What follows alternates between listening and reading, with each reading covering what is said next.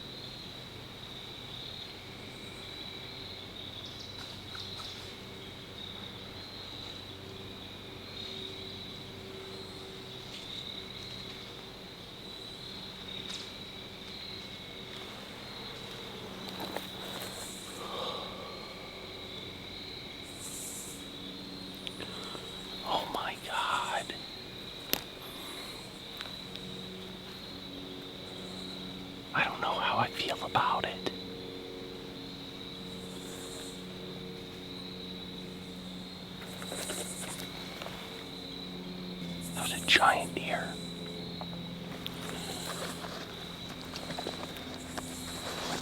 I don't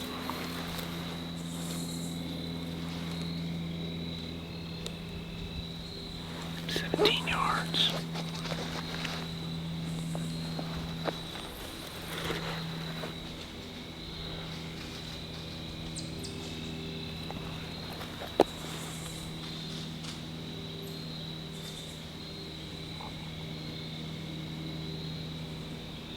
Yeah, so you can probably tell by my reaction that I'm not super thrilled about how that went down. I didn't feel really great about the shot, and I couldn't replay it because I didn't get it on film to see exactly where that arrow hit. And after I watched that buck literally run straight up a hill, I was feeling pretty depressed about it. But I waited till dark, climbed down, walked out of there. Man, this was a big deer. Big deer. So when I first saw him and he was walking in, he was on this logging road. This logging road came to my left as I'm facing him right now. So at some point when he was walking in, I had my camera on the left side of the tree, I had my bow on the left side of the tree, and I was set up for him to just walk straight down the gauntlet into my shooting lane. Well, at this point, I flipped my camera back around on the right side of the tree because he decided to walk straight at me, which wasn't ideal. So I had to make a decision, like, am I going to film this or am I going to shoot him? Because the camera was kind of in my way on the right side of the tree. So I ended up sliding the camera out of the way and taking the shot. I thought the shot sounded okay. I sent it to a couple buddies. Everybody was kind of optimistic about the situation. But after they saw this footage of him just running straight up the hill, tail up, not seeming to be in too much pain, and then side hilling it, no problem, it was a little more worrisome. I waited about 5 hours, went back in there at like 11 o'clock or midnight or something like that. Found the arrow. It didn't look that good. Had some trouble getting on blood right away, but after maybe 100 yards, as that deer's going up the hill, he started pumping some pretty good blood, and I was getting excited. I thought, this deer might be dead. Some of it even looked kind of frothy, like it might be lung blood. I only ended up tracking him for about 200 yards, 250 yards that night, which is about as far as I watched him run, right? And then just realized it's super late, it's super dark. I've literally been awake since 4:30 in the morning. I'm exhausted. My buddy Parker had to work in the morning too, so we headed back to the house. I got some shut-eye for about 5 hours, 4.5 hours, and was back out there in the morning. I ended up tracking the deer for maybe another 80 or 100 yards from where I left it the night before, and then I just lost blood completely. And this is pretty indicative of a muscle hit. I've shot deer like this before where they bleed pretty good, they get your hopes up, and then it just stops all of a sudden. But that's not always the case, and like I said, there was some blood that looked pretty good, so I was still kind of optimistic. Maybe the hole got plugged up by some fat or something at this point. Remember, I'm only 300 yards from where I shot that deer, and he probably made it to that point within 30 seconds after I shot him, right? So he could be another 100 yards, 200 yards down the ridge, dead. So I ended up calling a dog. And to be honest, I didn't film any of this because I was just pretty sick to my stomach, and I just wanted to find this deer. The filming kind of went out the window for me, so I am sorry that you have to listen to me talk about it, but I talk a lot more about it on our podcast if you wanted to check that out. Essentially, the dog came out, couldn't get on the track. Most likely, after talking to the dog tracker, it's because the deer wasn't fatally hit. Long story short. So he assumed that the deer was probably still alive. We walked the dog around everywhere we possibly could. for a few hours trying to see if he could get on anything. Never happened. You know, that was rough. That was a really rough start to this trip, I'll be honest. Getting a shot at a mature whitetail the first evening you're in the tree stand and blowing it. Not missing the deer completely, which would have been awesome, but wounding a deer and not being able to find it, it's never a good thing. So it did make me feel a little better that I got the dog and we kind of crossed off that box. You know, just to learn from my own experience, to learn from this situation, I know exactly what happened. I rushed it. I rushed the shot. I punched the trigger because I thought that deer was about to walk out of my life. And, you know, adding the aspect of filming and getting worked up and it not working out exactly how I thought it was going to and having to react so quickly, that's something I need to work on. When I stopped that deer, I had plenty of time. He stopped moving and he was just standing there looking. But for some reason, I felt rushed and I punched the trigger and I made a bad shot compared to the deer that I shot earlier in October in Ohio, where I felt like I really took my time on that and I was in the moment throughout that entire shot process and going through my shot process. It was two very different feelings. Having some sort of mantra to walk yourself through that and keep you grounded and keep you in the moment is so important. I can tell if I made a good shot, I remember the entire encounter up to the shot and everything. It's when I shoot the deer, it takes off running, and I'm like, I don't know what happened, which you hear people say so many times. I can't remember the shot, I can't remember where I hit the deer. You know, usually when I have that feeling after I've taken a shot at a deer, it's not a good thing. You know, and I always question myself when I'm showing this stuff or putting these types of videos out on YouTube, because I do have a few of them where, you know, it didn't turn out so good. And then I always have to like catch myself to be like, yeah, this is important for people to see, especially new hunters, especially people who don't have a ton of experience or don't see this kind of stuff in today's media.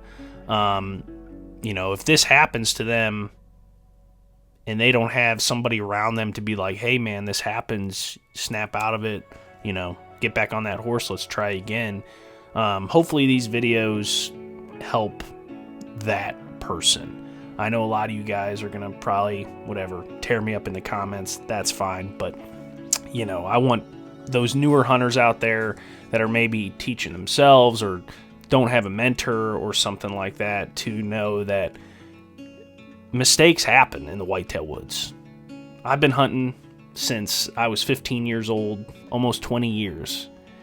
And I've made a ton of mistakes, and I still make mistakes, as you can see here. So it's how you respond after you make those mistakes, right? Learning from them and doing all you can to recover a deer, which I felt like I did in this situation. It was a horrible way to start off my vacation. Not ideal. And with that said, I will quit this rant and just say thank you guys so much for tuning in and watching my content. You guys really don't know how much it means to me.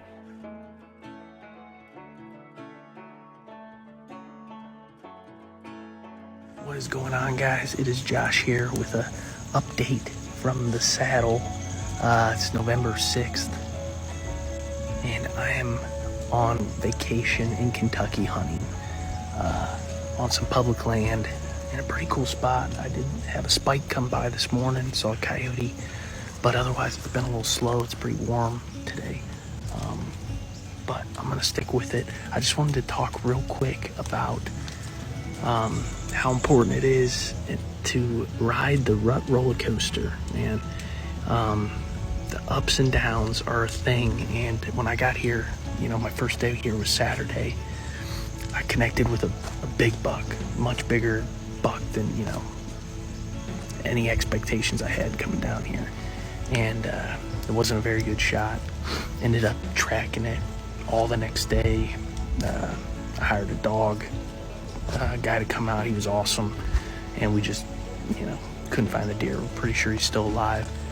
So it's, super unfortunate. And, I definitely can look back and realize I made some mistakes during that whole encounter. But, it's really easy to just kind of get down in the dumps and get lazy. And, I feel like yesterday, I was like, man, I don't even know if I want to go this morning because, it's depressing. It sucks.